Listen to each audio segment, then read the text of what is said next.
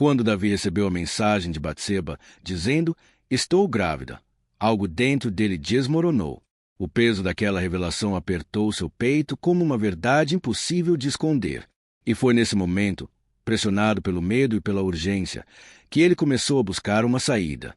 Não uma solução justa, nem sábia, mas uma maneira de impedir que a verdade viesse à tona. O palácio, que sempre parecia tão amplo e seguro, começou a se tornar pequeno. Cada passo ecoava como se carregasse culpa. Cada olhar de um servo parecia uma acusação silenciosa. Davi sabia que não podia ignorar o que havia acontecido, mas também sabia que as consequências seriam enormes se alguém descobrisse. Então, ele tomou uma decisão apressada, a primeira de muitas. Ordenou que trouxessem Urias de volta do campo de batalha. Um pedido que, para qualquer mensageiro, soaria estranho. Afinal, Urias era um soldado leal, dedicado, e estava em plena campanha militar, servindo ao próprio rei. Mas o mensageiro não fez perguntas. A ordem do rei era absoluta. Quando Urias chegou ao palácio, Davi tentou agir como se tudo estivesse normal. Falou sobre a guerra, perguntou sobre os soldados, sobre Joabe, sobre o andamento da batalha. Era como se buscasse ganhar tempo, esperando que o soldado não percebesse o peso que escondia por trás de cada palavra. Depois, com uma falsa naturalidade, Davi disse algo que carregava um propósito oculto. Aconselhou Urias a voltar para casa e descansar. Era isso. Se Urias fosse para casa naquela noite, se estivesse com sua esposa, tudo ficaria encoberto.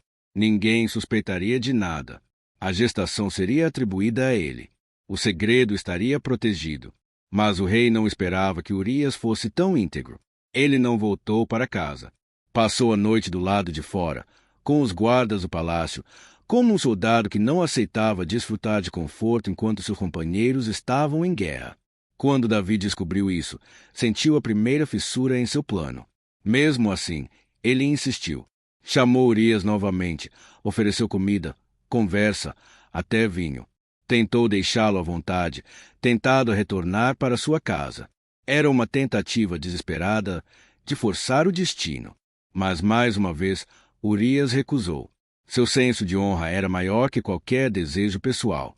A cada recusa, Davi sentia o chão se mover sob seus pés. Seu plano, construído às pressas, estava se desfazendo diante dele. A verdade não estava sendo encoberta. Pelo contrário, estava ganhando força, cercando de todos os lados.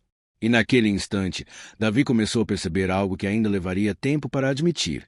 Ele estava entrando em um caminho sombrio, onde cada tentativa de esconder a verdade levaria a decisões ainda mais pesadas e ainda mais distante de quem ele deveria ser. Quando Urias chegou ao palácio atendendo ao chamado do rei, sua postura já dizia muito sobre quem ele era.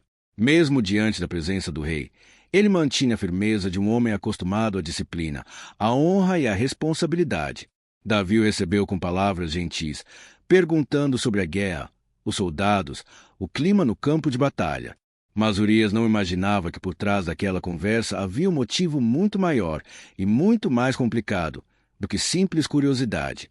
Depois de ouvi-lo atentamente, Davi fez o convite que carregava sua verdadeira intenção. Pediu que Urias voltasse para casa, descansasse, desfrutasse do conforto de seu lar. Era um gesto que qualquer soldado consideraria uma honra. Mas não Urias. Não naquele momento. Para ele, a guerra ainda estava acontecendo. Seus companheiros ainda estavam dormindo em tendas, enfrentando frio, poeira e perigo. Como poderia ele, sozinho, gozar de comodidade enquanto seus irmãos de batalha continuavam no fronte?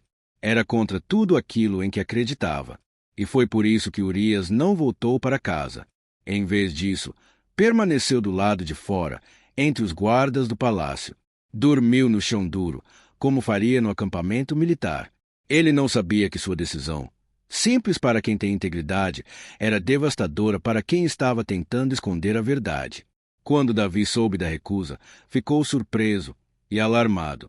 Mas ainda havia esperança de que Urias mudasse de ideia. Por isso, chamou-o novamente no dia seguinte. Conversou mais, ofereceu comida, vinho, tentou deixá-lo relaxado, talvez vulnerável. Era como se Davi tentasse guiar o destino pelas próprias mãos, mas o destino insistisse em escapar. Mesmo assim, Urias permaneceu firme. Mesmo depois de comer e beber na mesa do rei, ele manteve sua postura. Recusou-se mais uma vez a ir para casa. A lealdade que carregava dentro de si era maior do que qualquer tentação. Para ele, era simples. Enquanto seus companheiros não estivessem vivendo em paz, ele também não viveria. Era uma integridade tão grande que até o rei se viu confrontado por ela, mesmo que em silêncio. A postura de Urias, sua firmeza, sua honra, expunham sem querer aquilo que Davi tentava desesperadamente esconder. E a cada recusa, a cada noite passada longe de casa, o plano do rei se desmoronava um pouco mais. A verdade não estava sendo encoberta. Estava, na verdade, sendo revelada pela postura de um homem que não sabia do que estava acontecendo, mas que, mesmo sem saber, se tornou uma testemunha viva daquilo que significa ser fiel, honrado e íntegro.